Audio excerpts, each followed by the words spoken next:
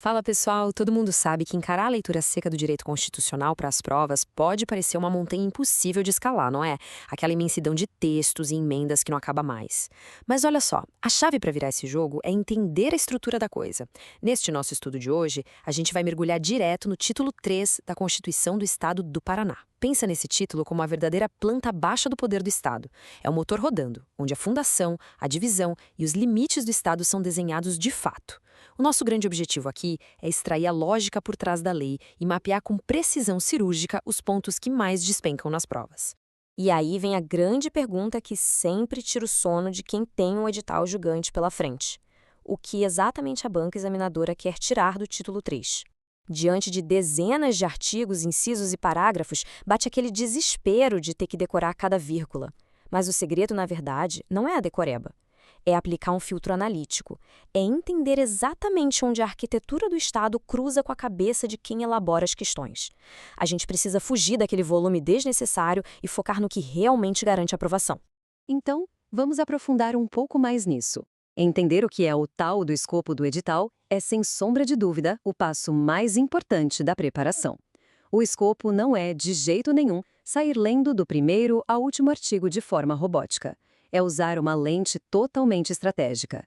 O escopo do edital é justamente aquele ponto de encontro entre as funções essenciais do Estado e o histórico de maldades das bancas. E vamos ser sinceros, as bancas não querem testar só o basicão. Elas têm uma paixão declarada por exceções, por listas taxativas e, acima de tudo, pelas novidades legislativas. É exatamente por isso que dominar a organização dos poderes exige decifrar as armadilhas recentes deixadas pela Emenda Constitucional 53, lá de dezembro de 2022. Essas atualizações fresquinhas são as áreas de maior atrito, e é justamente de lá que saem as questões mais complexas para derrubar a concorrência. Para a gente não se perder, nosso roteiro de hoje está dividido em 6 partes bem lógicas. Primeiro, o escopo do edital.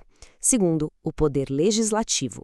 Terceiro, os impactos da Emenda 53. Quarto, o poder executivo. Quinto, o poder judiciário. E, por fim, uma revisão super rápida para fixar tudo. Parte 1. O escopo do edital. A fundação estrutural. Logo de cara, o artigo 7º da Constituição do Paraná crava os pilares do Estado. E isso aqui é inegociável. Temos os 3 poderes, legislativo, executivo e judiciário, que são independentes e harmônicos entre si.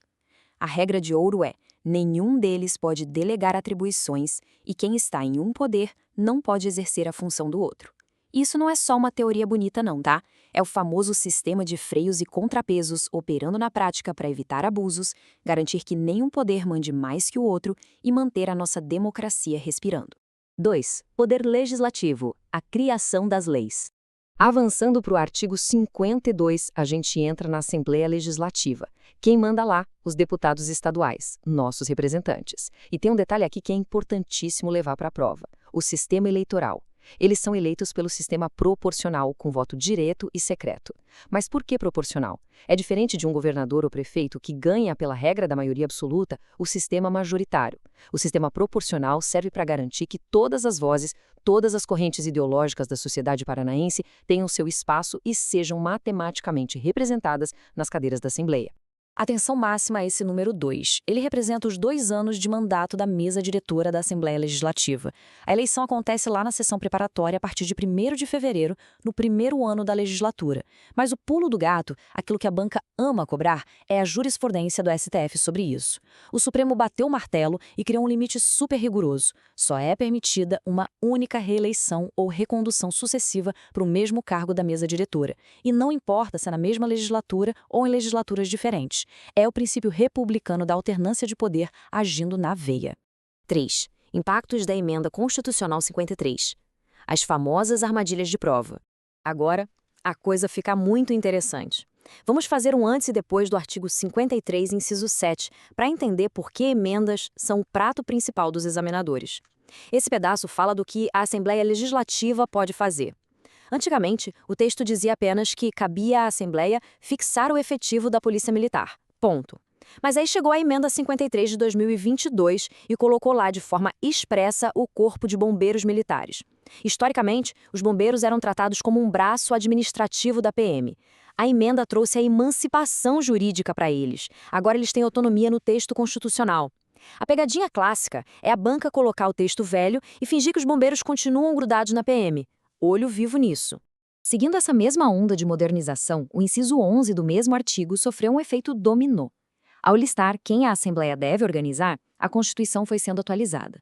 Em 2021, a emenda 50 colocou a polícia penal no texto, o que já foi uma baita novidade por causa da reestruturação dos presídios. E aí, do ano seguinte, veio a emenda 53 e carimbou o Corpo de Bombeiros Militar do lado da Polícia Civil e da Polícia Penal. Ou seja, hoje, todas as forças de segurança do Estado têm sua caixinha própria, sua base organizacional super bem definida e individualizada na Constituição do Paraná. Mas as atualizações da emenda 53 não pararam na segurança pública não, viu? Lá no inciso 14, que fala sobre a Assembleia autorizar a compra ou venda de imóveis do Estado, teve um acréscimo que muda o jogo. A emenda colocou uma regra inegociável. Toda alienação de imóvel tem que seguir o artigo 10. O que isso significa na prática? Que para o Estado vender um bem, agora precisa de avaliação prévia, autorização legislativa e, o mais crucial de tudo, tem que ter licitação pública antes. É um mecanismo pesado contra a corrupção para garantir transparência total. Regras novas e mais rígidas são a matéria-prima perfeita para virar questão de múltipla escolha. 4. Poder Executivo. O governador do Estado. Lá no artigo 87, a gente encontra uma lista gigantesca com as competências privativas do governador. A pior estratégia possível é tentar ler aquilo tudo de forma linear. O truque para não esquecer é colocar essas funções em grandes blocos. O primeiro bloco é o legislativo. O governador sanciona, promulga, publica leis e expede decretos. O segundo bloco é o de chefia. Ele é o grande administrador que direciona a máquina do Estado. E o terceiro, que chove em prova, é o poder de nomeação. É o governador quem nomeia os conselheiros do Tribunal de Contas do Estado. Mas tem um detalhe de ouro. Para 5 dessas vagas de conselheiros, a Assembleia Legislativa precisa da aprovação prévia. Olha que genial como as coisas se conectam. Aquele impacto da emenda 53 que a gente viu lá nas regras do Legislativo rebate diretamente aqui, no artigo 66, que trata das leis de iniciativa privativa do governador.